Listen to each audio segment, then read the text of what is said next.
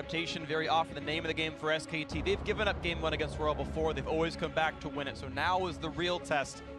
You say, okay, can they replicate success RNG, or does the old SKT come back to the same domination we have seen year over year over year? Picks and bans begin. Jarvan, Kalista off the table.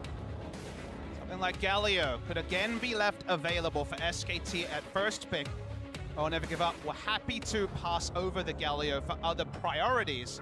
And see, on the blue side, there will be a Janna ban. At the start of this tournament, I would have said categorically that SKT would trust in their bot lane and opt into Lulu versus Janna till the cows came home. The cows are here. The Janna is banned. SKT, they're trying different scenarios because they're not putting their faith in late game 5v5s with Bang being the star. Yet to see what comes through on this one. What will their next ban be? Tristana off the table as well, removing a lot of safety out of the draft. Of course, the Janna that was played by Ming, but the Tristana was played by Bang last game, and both these now off the table. Tristana, an unbelievable amount of success here at Worlds so far, and Uzi definitely one of the pilots that has found it in the past. Not going to be an option this time around. The Lulu could be traded over in exchange for the Galio this time if you're looking for the Ardent Sensor again. Not a lot of surprise. The Galio first pick, certainly a high-prized champion. It did not work for SKT the previous game, but it does not mean you can't pick the champion again. Of course, we know how powerful it can be, usually in the hands of Faker in the mid lane. RNG to see what their trade will be. They wanted to ban Sejuani instead. They knew they'd give this over. So the question is, what is their trade? Is it Xayah Rakan? We have not seen Uzi play Xayah all Worlds, but it is probably the best single bottom lane in League of Legends. Yeah, the duo is available. That's the surprise here. We've seen so many teams prize taking Xayah or Rakan first pick just to deny the duo, but it's not really ultra comfort for Uzi. Yeah, one of the main reasons why we suspected teams may leave that open against RNG is because our Uzi and RNG had banned Xayah every single game, regardless 100%. of side, previously to this.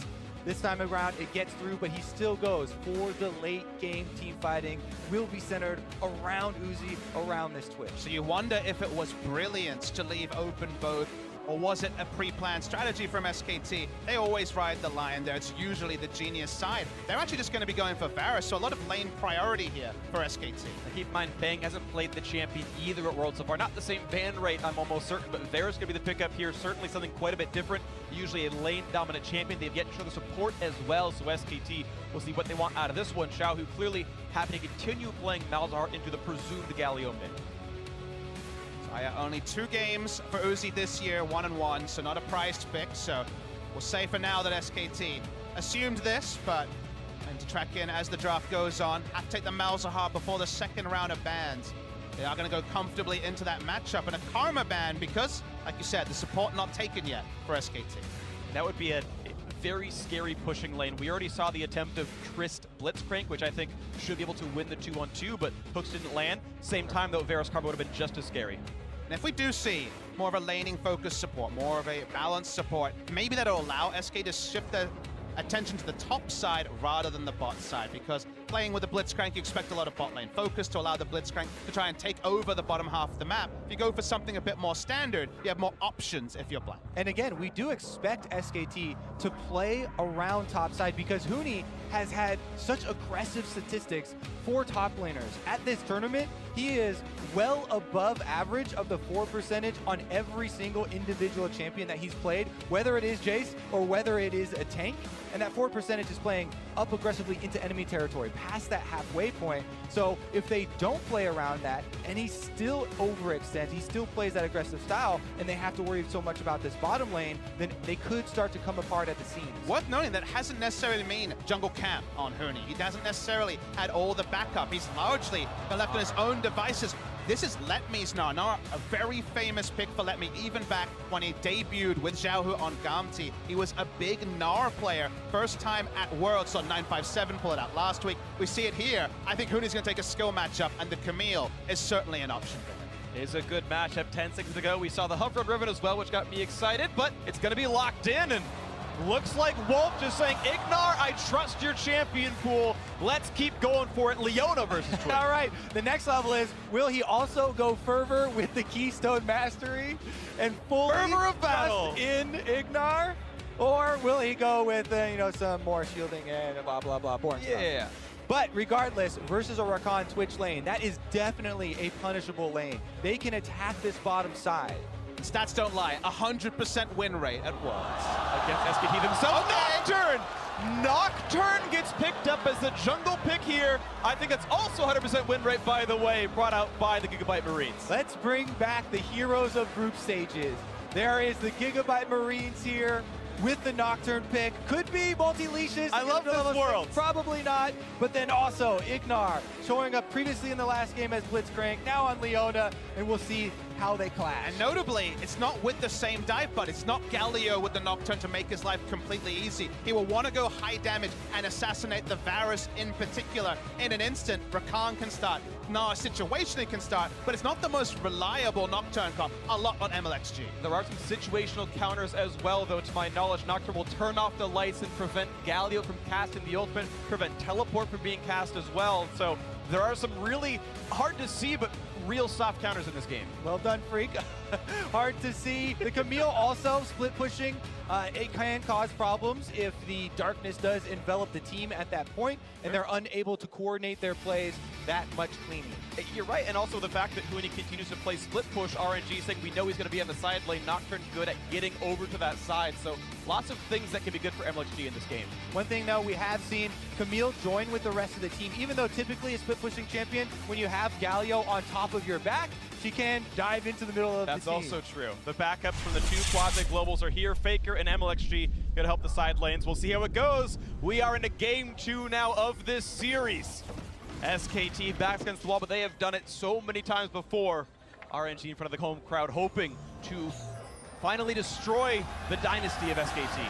MLXG on the Nocturne is the first thing that my eyes are glued upon here. Remember how game 1, when Huni was on a split push, at that time it was gangplank, developed, was an early gank from MLXG. We don't respect the same sort of early ganking, maybe level 2, but not the same standard pathing for the Nocturne. So it could be pressure relieved both from a Camille and a Leona. Hold on, look at a little bit of pressure right here. Huni gonna get the hook shot on the wall, nicely done, doesn't have to burn a flash. You talked about early expectations. MLXG has 20 lethality right now into this game. This is gonna have to be, Warrior Enchant, Dustblade of Drakthar, full assassin. Come on, Nocturne. we knew he was going to be going full damage. He wants to one-shot the Varus in team fights, and let's take that as a grounded expectation. But consider that earlier, Camille and Leona can get a lot of work done, where Nocturne, he's just farming. Or he can also one-shot a Camille. A lethality Nocturne also poses incredible threat to Huni on this champion. And we talk about the forward percentage and the play style that it does involve for him. He made a very good escape here, level 1. We'll continue to track if he's able to keep that up. SKT can breathe in the early game compared to, say, RNG that have to respect all the pathing options available for a Gragas. So the fact that Huni and Wolf can look for pressure for early level 2s, can look for earlier plays because of the Nocturne is something we also have to take into account. They got them all. All 5 went to blank, got the level 2 red buff, leashed already by the duo lane. It feels good for Gragas to get that super strong start here. Even if it is on vision, MLXG will be able to infer the rest of the path as he sees him leave. We have to, again, check in on the strategy because RNG continue to give over this Galio to SKT willingly with these multiple counters prepared. Freak, you touched on it in Champ Select a little bit as well as, Nocturne with the counter to global aspect. We'll have to see if they're able to utilize that. Currently, though, Huni definitely taking a very good trade here with the mini Gnar. Yeah, it's definitely considered a skill matchup between the Camille and Gnar. It tends to the advantage of Gnar, as with most ranged versus melee matchup, but you're so favored ganking for a Camille compared to ganking for a Gnar in terms of reliability. And speaking of ganking for a Camille, they're happy to use the pressure Huni has generated to take a walk top side.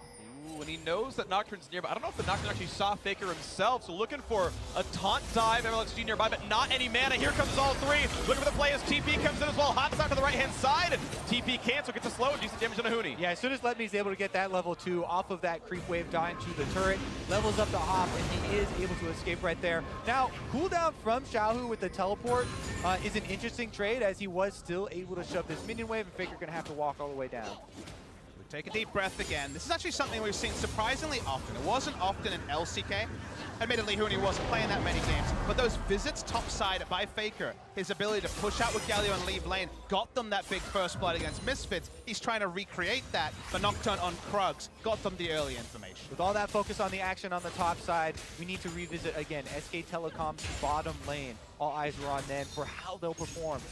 He stepped it up, basically. Wolf has doubled down on this aggressive bottom lane playstyle, and with the double fervor bottom lane, Bang and Wolf have been able to keep pressure at the turret. This allows them to invade for the plants, for the deep wards here, to scout out Nocturne. I do wonder if it would have been double fervor if it was a higher jungle proximity jungler than Nocturne, if it was an early ganking jungler, because this is certainly the highest amount of damage that can be output. But when you see Nocturne, when you feel like your offensive traits won't be answered by a counter gank in the laning phase, and Pre-6 is probably Leona's weakest point in the game, going double fervor here is relatively safer than basically any other scenario you would have prepped for with the Nocturne jungle. Yeah, I think Bang's gonna run this almost all the time, but you're right, Wolf gonna be much squishier with the Keystone choice, but happy to look for those 2-on-2 fights. Now, competitive League of Legends, even more so than solo queue or anything like that, revolves so heavily around specific timings. And as we approach the 9-minute mark is where we will start to see the level 6s come in for the bottom lane and for the jungler. So we have a few more minutes of lull, and see, we'll have to keep track of how well MLXG is able to power farm, because Blank wants to adjust that timer. He wants to get there before the level 6s start to come in. Yeah, Ming's at 400 HP right now. Uzi's stealth looking at just the last hit, then walking backwards, but the wave looks like actually might push toward the SKT duo. As Blank only got some wards and left right away. He actually did put a lane ward down behind that. He's expecting the MLXG roam. Very early Ocean Drake taken here by SKT. And it'll probably just be duo down over time. Allows the Nocturne to keep farming up to level 4 already. Good stun, couple hundred damage down on towards Uzi. Bang himself not quite arranged to do much more against that Twitch, but both champions at half HP right now. Bang getting a bit more and puts the heal across.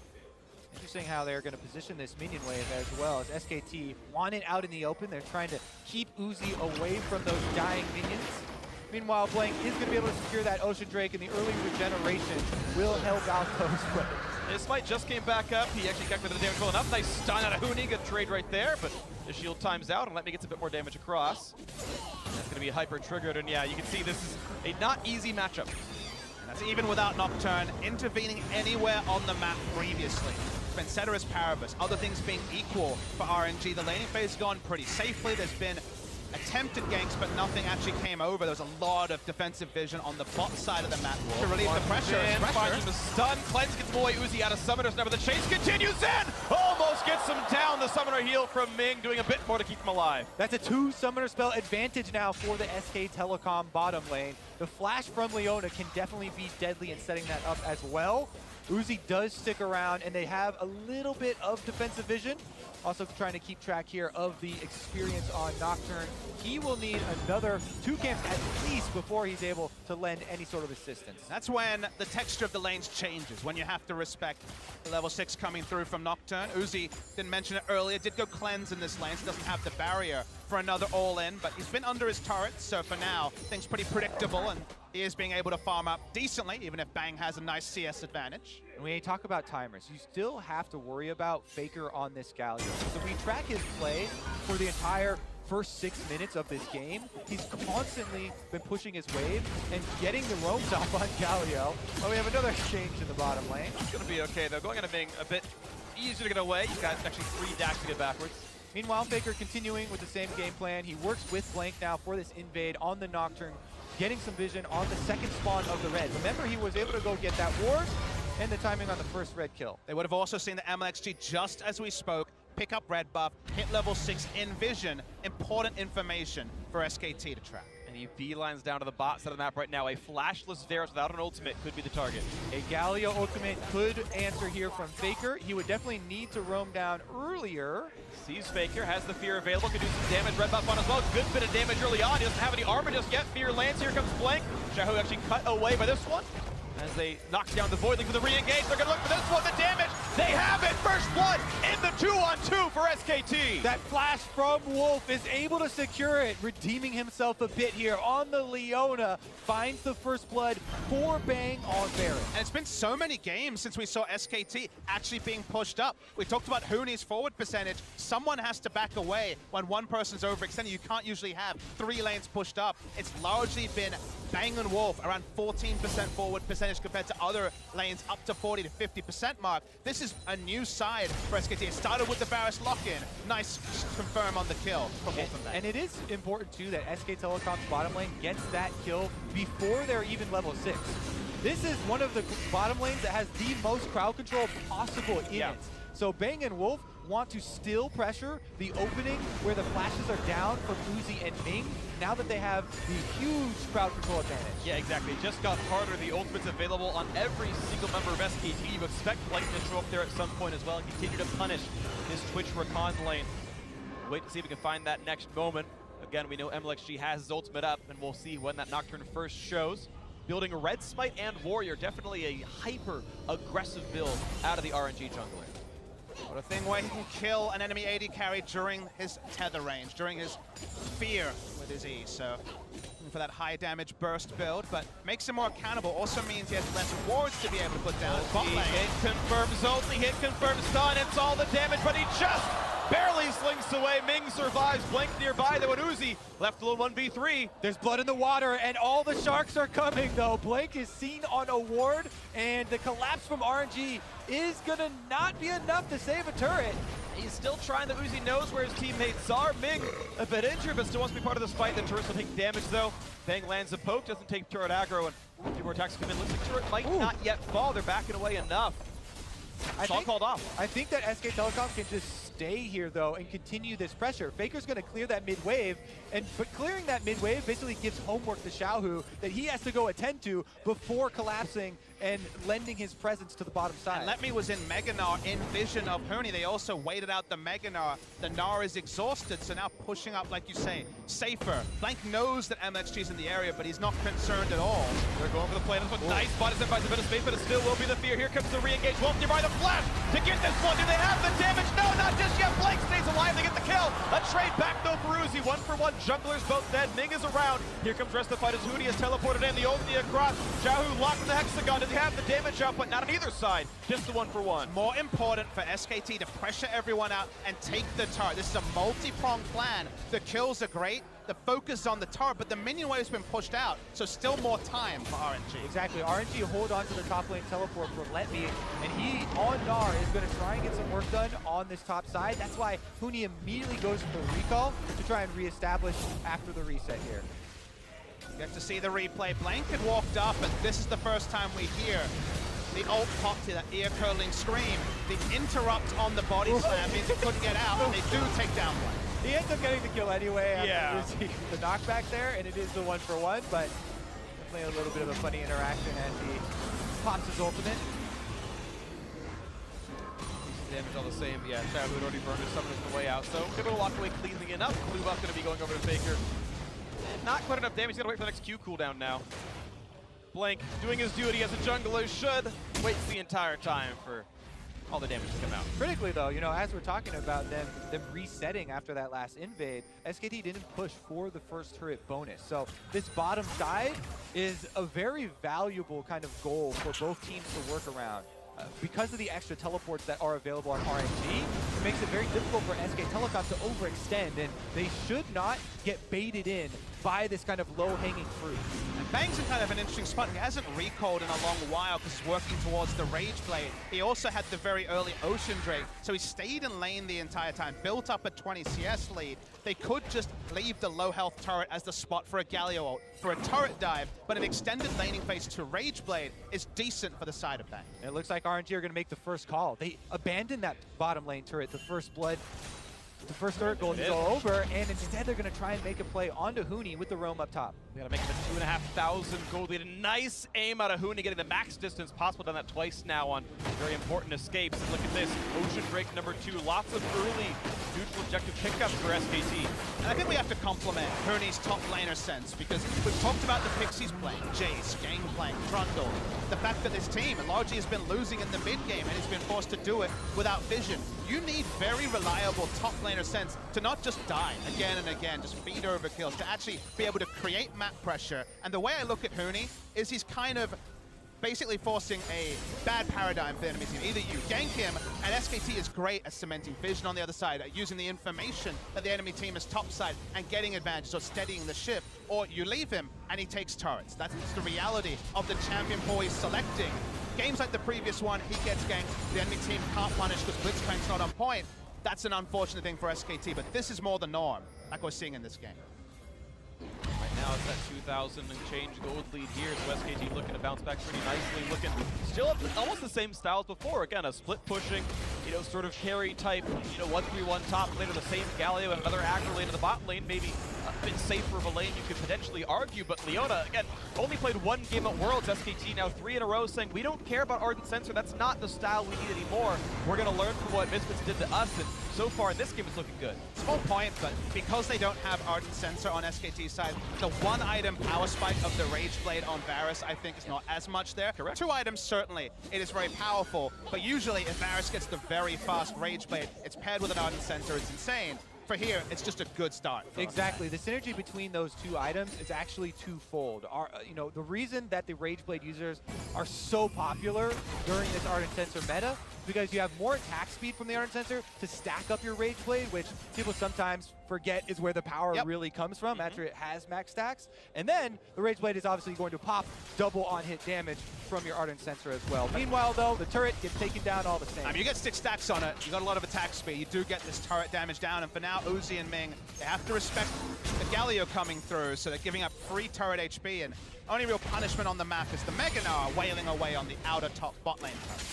Again, we look at scaling differences, and it's the same Twitch as the last game, but this time, of course, with much less gold than before. But Varus, typically not that same late-game threat that a Tristana could be. You wonder what the 40-minute situation would look like if it got there. As well, it brings up this question of, the factor of Nocturne scaling, because generally accepted, especially in solo queue, doesn't scale that well for late game team fighting. But if you bring into consideration what you're talking about, using the ultimate strategically, for cutting off options for SK Telecom, of Galio ultimates and team coordination, then if that ultimate is used optimally, it can have a higher value than merely, the stats and the damage output that you're looking at. You get Baron control, you pop the Nocturne ult, maybe you cement it as seeing this counter rotation by RNG bot side, double TP. Yeah, just a single. Yeah, Huni already there, but Faker's going to the flash forward. The stun's going to land to the head of the damage. One picked up already. The re-engage of Faker's only a knock-up. He's still 1 versus 3. The chase forward. Ming wants everything. MLXG rather, and no, it's going to be him traded down to the turret. Faker pulling him into the damage output. Uzi waiting the wings, though. The silence is on. Will they re-engage this one? Look for the play as he puts him into the turret. The damage output coming across towards Faker. Then back towards the jungle is Blank. Losing the health bar, but staying alive. The Deadly Venom not going to be quite enough damage. All said and done, looks like a 1-for-1. 1-for-1, and Uzi and Wolf actually is pushing for recalls here as he's able to stop a couple of them and delay the defense. Bang, meanwhile, pushing up mid lane to try and get some turret damage. They're still getting that free time. They got the top lane turret. The 2 turrets up, soon to be 3. We see the replay here as Faker teleports down with the wave clear. Flash Gnar comes through from Let Me. They do get down the first kill, but from there, they're not able to get more as Faker buys so much time and MXG starts tanking. Yeah, Galio there, he's able to keep him in turret range for long enough. The last shot finding its mark there. Again, SK Telecom using this gold advantage. Let's see how they can pressure. They're using it in a couple of good ways. There's triple Ninja Tappy in the crew already. You're seeing Bang has his, Faker, Blank the same, and those are the primary targets. Oftentimes, I assume we're going to see Huni pick one up as well in the near future. Those are some of the major targets with that Assassin Nocturne who is going for more lethality here. And the gameplay we're seeing from SKT is what they were trying to do in Game 1. It's the same style and pace of game they wanted to set, the tempo of the game, if you will, because when you have globals and you also have a dueling advantage, you have a jungling pressure advantage early especially, you're all about having Bang in the mid lane pushing a turret while you're trading evenly down bots. You're getting a global lead in terms of objectives. They were caught with their hands in the cookie jar multiple times early game in game 1. That couldn't happen. RNG were able to scale. This time they've punished a lot more of the passivity that's just inherent with a Nocturne pick, and they are actually picking up those objective leads. SK Telecom always looking to utilize the multiple points of pressure, and throughout their history, the team been so successful. Currently, they've got Huni up top in a 2 versus 1. Get some vision of the Nocturne while the rest of the team here on screen uses this Rift Herald to get multiple charges off. Yeah, mid turret dead, clear 2 under fire as well. The engage coming across though. Here comes the spray and pray, looking for a couple more kills. The knockups and knockbacks are there, and Minga's fallen already. Now Uzi, a bit isolated. Faker can chase, but doesn't have flash for it. Here comes the dive out of Huni. Gets hold it back, but they have the burst damage nearsighted, trying to take him down, and they do just almost have the damage, but it's still with the trade as MLXG's already dead. Won't force to jump away. The deadly venom maybe taking him down. Let me on the chase as well. Faker going towards the turret, finds Xiaohu for some damage, looks for a bit more. Let me gets himself the 1 kill. No! He throws the house at him and brings it down in the same swing. A triple kill for the top laner of RNG. That was so big, it looked like SKT were fighting perfectly, but they took the turret shots, they kept moving forwards, and Let Me made them accountable. This time around, it's SK Telecom who bite off too much. They get the first kill with the counter engage, but Huni's teleport in under the turret, grabs that aggro, and he has to jump out of the fight immediately.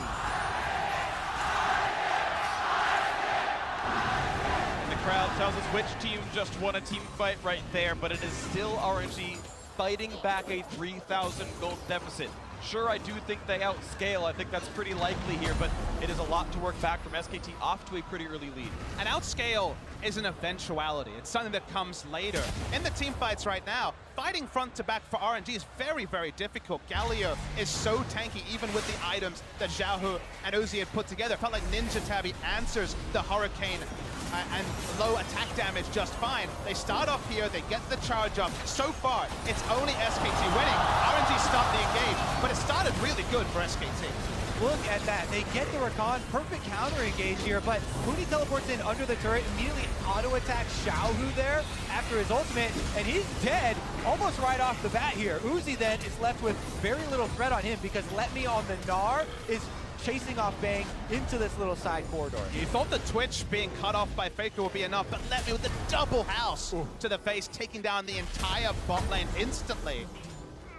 So big for RNG. Started well for SKT as third Drake only at 20 minutes, so they're really piling them up here, SKT. Good nice for them. Let Me clocked him with that one for sure. Good damage out of him. And well, it is all the non-combat Drakes. Oceans can definitely let you keep pushing if you get a lead. Your health bars and mana pools come right back up, and certainly can take even more. And I mean, the fact they'll kill turrets and you know, Drakes and Barons afterwards a bit faster as well helps that. So if SKT can start winning fights, they can balloon it forwards, but they have to start winning fights now. It's so big to always see a Mountain Drake on a team that has the tools that Papa Smithy was talking about earlier. You know, if SK Telecom can try and mount that side lane pressure and start to have that you know, closing feeling for RNG and gain control of the Baron area with the extra damage that they can do to the Baron, it adds so much more threat and could bait RNG into more of those perfect counter engage options for SK Telecom. And a lazy triple kill for the Gnar also added to his damage threat, already working his way towards the Black Cleaver on the backside of the Frozen Mallet he already had completed earlier. Saw Huni kind of wincing in pain. He needs his lifesteal item. It's probably going to be the Ravenous Hydra here to keep up that sort of split push pressure. But for now, he actually has to allow Let Me to set the tone of the top lane. And again, even though we haven't seen this Nocturne be the star of the game, consistently, just like we saw on the screen there, he's shadowing Let Me. As we set up in the Champ Select, he has the option of punishing this Camille, kind of taking away the options for this Camille pressure on the side to really mount. Now it's even a bigger issue since Let Me got those 4 kills you're talking about. Not only is it a Fed Gnar, but it's a Fed Gnar with a possible Nocturne right behind him. And on the Nocturne point, you know, people talk about how he scales. If you buy enough attack damage, which certainly is the build we're going to see here from MLXG, his job every fight is very simple. He presses R, presses it again on the Varus, and if he trades 1 for 1, he's done his job. This time it's going to be an easy kill on the Blank. His health bar turned into his name at this point. Nice one picked up, and every once in a while, a couple hundred gold keeps going towards RNG. They're finding these picks now. Camille wanted a bit of defensive warding. Blank came to oblige and died instantly, face checking a Malzahar One of the worst feels in League of Legends, but SKT, with the strength of the rest, with their globals, are still able to push up and contest any vision around the Baron area. And it was 3 ultimates used for the kill, so Blank's going to be up before those important spells are right now. There is a window right now where SKT can use their 2,000 gold lead, use the 3 ultimates down and maybe find something for it. You're seeing, again, as you mentioned before, Let Me seems to have the lead now in this matchup. Huni actually went for magic resist. The Mercury Trends came through for anti-CC. Does not have that armor to withstand Nocturne and Nar's damage. 2 items on the Gnar, the 2 big ones, the laning focused Frozen Mallet and Black Cleaver, means that Camille is going to start bleeding the global gold that SKT had squarely in their pockets. It was 3 outer turrets to 0 to start this game, but because Gnar picked up the kills, because crucially he was the one and he brings teleport, he's probably going to answer 2 of those turrets very imminently. Let Me definitely deserves a lot of credit, and he has had to share, you know, Starlight and stage time with 2 of the biggest stars in China, you know, Xiaohu and Uzi. Yep. But Let Me definitely, you know, in the past as well, they have played around him on carry champions. He has put in his work as well on this all-Chinese roster where every member has really stepped up at one point or another.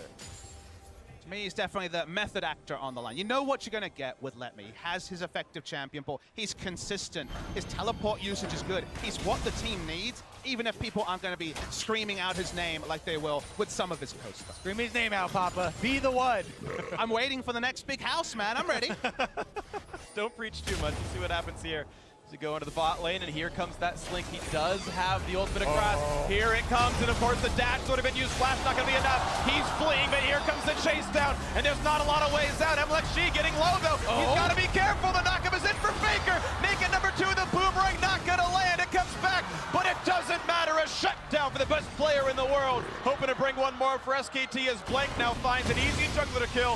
The fear not going to matter. Blank gets himself a solo.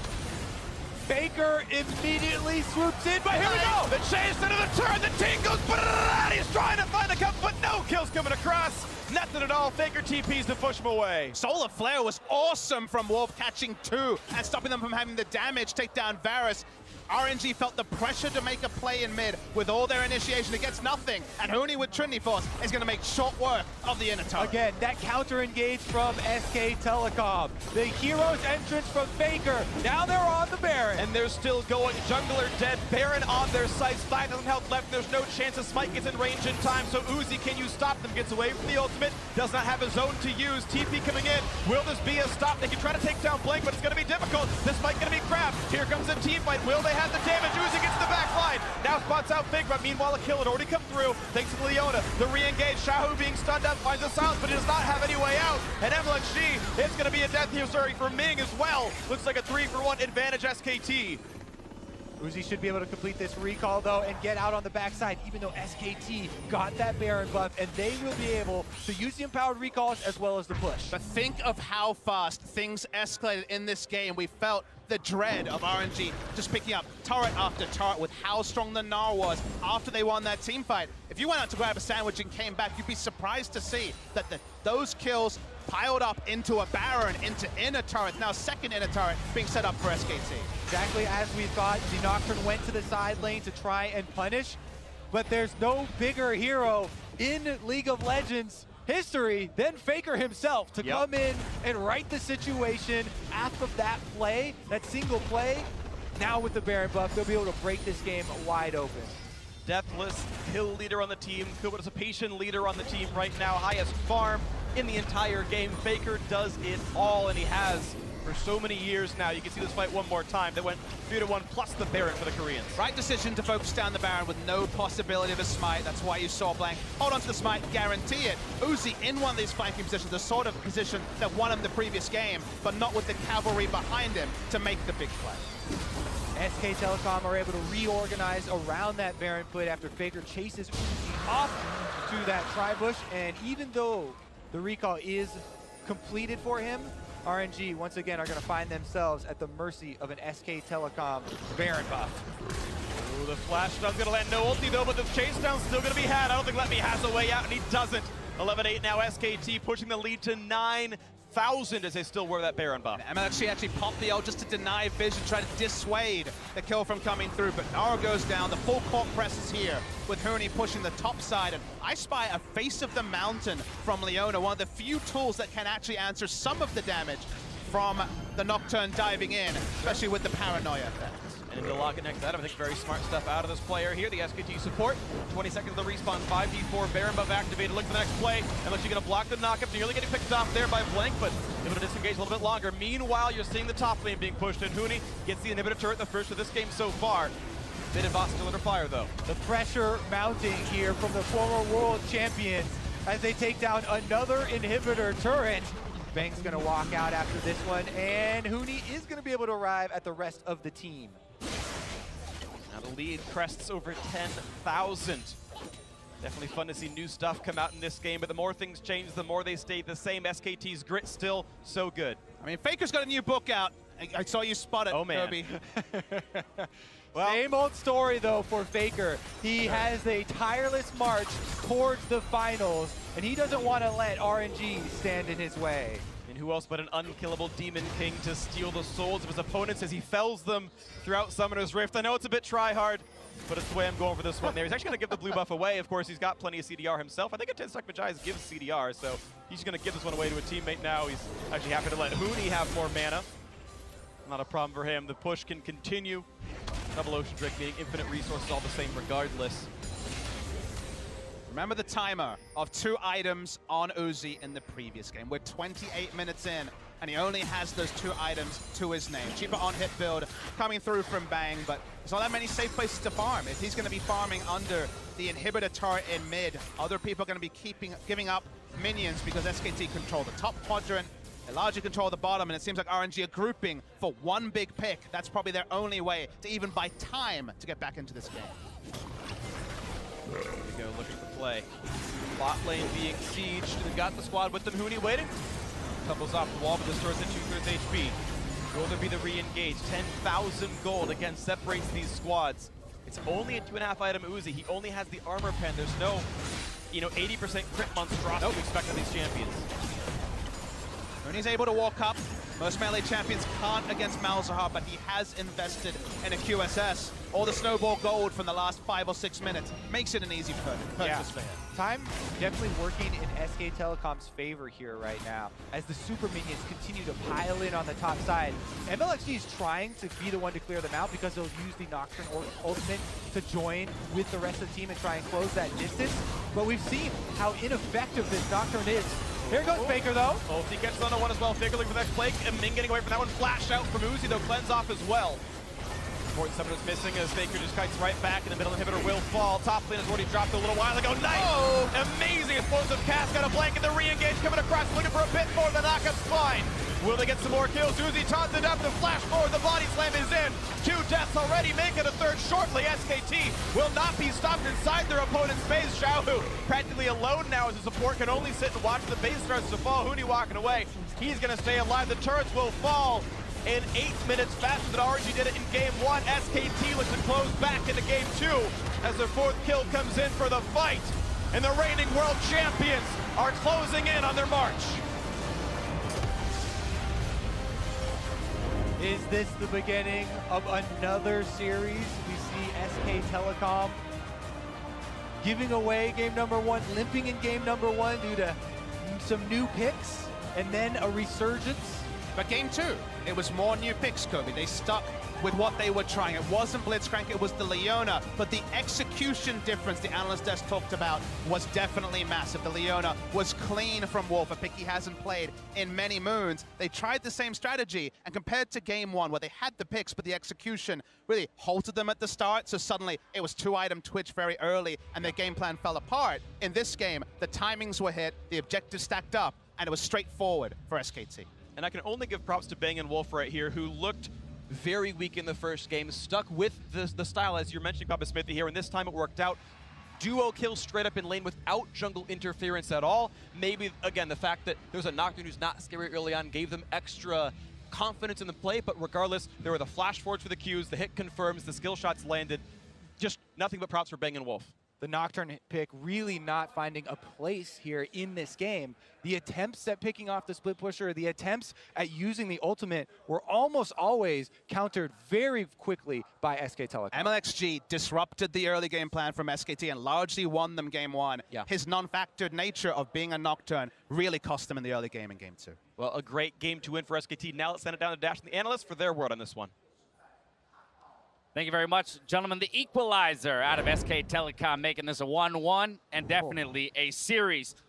But they do it with the same style, different picks. Yeah, and this draft got pushed even further down the rabbit hole of, like, what is SKT doing? And it's very clear here that they don't care about getting that Ardent Sensor bot lane power spike, and they're trying to play around Huni's carry. This game, it worked. And I've got to say, we talked about SKT perhaps losing some confidence, starting blank, maybe doubting themselves a little bit. I love the fact that they had the faith in Wolf. They said, okay, you had an awful game on Blitzcrank. We know you can execute this kind of pick. They put him on the Leona. They play incredibly well in the 2v2, and that's such a confidence boost for this team who has been taking hits left and right. I also do want to put a spotlight on Huni's performance, particularly on that Camille. Yes, he stumbled a little bit in the mid game, but he certainly brought it back when Faker roamed down into his lane. And for me, it's always going to be about Huni. I said in the last analyst test that Let Me and Sauhu have to control the split push pressure, because as soon as Huni starts opening up that pressure point for SKT, that's the pressure point that they use to draw out these perfect fights or these perfect situations where they find these incredible 5v5s or these Baron advantages. And we have to talk about Faker's Galio, because I feel like RNG has been trying to prepare plans to then beat Faker's Galio. We see it here with Malzahar taking Teleport instead of Ghost, and then the Nocturne to try and give them a split push advantage. First game, it did work. This game, Faker and the rest of the way SKT played around his Galio were the winners. Can we call into question, though, the Nocturne pick, as was mentioned by Papa Smithy? It felt relatively useless in the early game, and where we did see them victorious over a Galio in game one, it didn't feel like you necessarily needed to reach that much further for another answer. So I will say, I think it makes quite some sense, like within the context of their draft. I don't think it worked out, but when you think of some of the combinations that you can pull off, with the Twitch opening up from max range on someone like the Varus, if you were ahead, the Nocturne ults in, you cannot even see the Twitch to react properly in that team fight. It also makes quite a bit of sense as far as shutting down the split push threat of the Camille, who you know eventually is going to outscale the Gnar in that way. So I think it was a pretty intelligent pick. I don't think it worked, but to me, the first two games are so much about how well Faker has been playing. Even in a loss in game one, I think he was the most impressive player. Like, he has been insane, roaming nonstop. You talk about the TP adaptation from Xiaohu. He forced out the TP at level 2, roaming topside. He's doing everything. All that said, let's take a look at a mid-game team fight. This one perhaps a little bit of an overreach here out of SK Telecom. Yeah, and this is where the game may have actually broke completely open, because SKT had pressure in all three lanes, and RNG tries a bit of a desperation team fight, and it almost looked like here Huni would throw the game by going for a turret dive in and pulling the rest of SKT in for a defense. Yeah, and this is the thing. All eyes really need to be on Let Me, because this is going to be that impressive triple kill. The big thing there is that suddenly Gnar has all of these kills, all of this gold, and he's able to stand 1v1 across from Camille in the side lane, at least for now. And when you're trying to pull off a dive like that, and it's not on the Twitch, who has ultimate and is on the side, and this is sick. Gets the triple, but still, I mean, Huni definitely made some mistakes there, but he laned incredibly well, and he was able to get it back from them. And I think this is where we jump to what you're talking about, Azale. What RNG was preparing for, the ability to use the Gnar and the Nocturne in a side lane to punish the split pusher in the Camille. But SKT so quick on the react here in the side lane. This one brought to you by Acer Predator. And this is exactly what the game comes down to, is this interaction. Will Huni and Let Me fight like this, and then who can collapse? And you think when Huni jumps in that MLXG is going to get the kill, but then because Let Me jump back at the very beginning, he was a little slow on the follow-up. Huni makes it back into turret range, and the Galio turns it around. And surprise, surprise, it's Faker that's leading the charge, not only making an incredible play in the bot side, but then immediately grouping up with his team, and they just exploit so hard for the Baron off of this. You also have to point out some of the little micro interactions that Huni was able to pull off. He gets the auto in for his passive right before he gets feared. He uses the bounce off the turret to avoid damage, then come back in to stun the Gnar and then get out of range again. Like, he played that dive exceptionally well, and then Faker was there for the punish, and that really was the game-turning moment. Exactly. The winner of that 2v2 decides the game. And we saw it, obviously, with SKT able to turn it around, but if RNG then winlet and the Camille split push loses the ability to beat Gnar, I feel like SKT actually runs out of most of their win conditions, so that was so insanely pivotal that Huni and Faker pulled it off. The concern for me, however, is that I feel that RNG are running out of their win conditions in terms of how to contest Huni outside just banning him out. Gnar is Let Me's signature champion. That is the one that he goes to when he needs to compete in those 1v1 side lanes. And the fact of the matter is they already are trying to ban him, right? The Jace is the main split push threat that Huni has been on throughout this tournament. They're banning that. He's showing more picks. He has the Trundle. We know he can bring out that. He's shown the Camille. This is a guy who really does thrive in carry picks. It's been his style for a long time. So if you're trying to focus him in pick ban, I feel like you give up a lot elsewhere. Let's theory craft it a little bit then. RNG is going to move back to blue side here for game 3. How do they answer Huni in the top lane? I mean, it's now a question of, is that where you want to strike? I agree. I think that they should be trying to figure out Huni and Let Me's matchup, but there's so many different adaptations you can make. Do you prioritize a winning bot lane matchup now that SKT have shown the Varus Leona and Wolf's confidence on the pick? Do you take away Faker from Galio? I mean, he's performing incredible on it right now, and the Malzahar has kind of run its course in terms of a counter pick. Or do you continue to try to get MLXG and Let Me to counteract Huni? And the problem is I feel like if you pick one of these, SKTs then have the other two options. And I think, as weird as it says, you can keep giving Faker Galio, but you need to have MLXG on a jungler that has early game pressure. And that was not the case in this game. The Nocturne farmed until 6 and then died multiple times, never getting off the start. Whereas in game 1, MLXG had 4 kills and assists on Sejuani at the very start. So being on blue side, I think actually temporarily solves this problem for RNG. Yeah, I definitely think it'll help them, but at the end of the day, I don't think there's any player on SKT that you can just ban out. You know, even Huni, if you ban like Jace and you ban Camille and you ban Trundle or something, or Gnar or whatever, he can still just play Cho'Gath or Maokai or lots of these meta tanks very well here too. So I think you do have to kind of measure your expectations with just being able to super target one player, because I think you give up too much elsewhere. And I do find it, extremely interesting that SKT is going without Ardent Sensor and clearly playing around topside, where RNG has actually played around topside first before cascading their pressure bottom lane. So teams can still continue to mix this up. If SKT actually decides to pick Lulu, they've set the expectation that they don't want to, so RNG is going to devalue that kind of stuff in draft. And that's why I push back a little bit. I do agree that Huni can play the Cho'Gath and Maokai, but I don't think it's as successful for SKT versus one of his split pushing options, especially when they've shown that they're going to go away from the Ardent Sensor and give him so many more resources. I'm still waiting for Ming to abandon the Ardent Sensor as well. We'll see if that happens. Nope. SKT take game 2. We'll see if RNG can bounce back against them in game 3. Don't go anywhere. Really? No.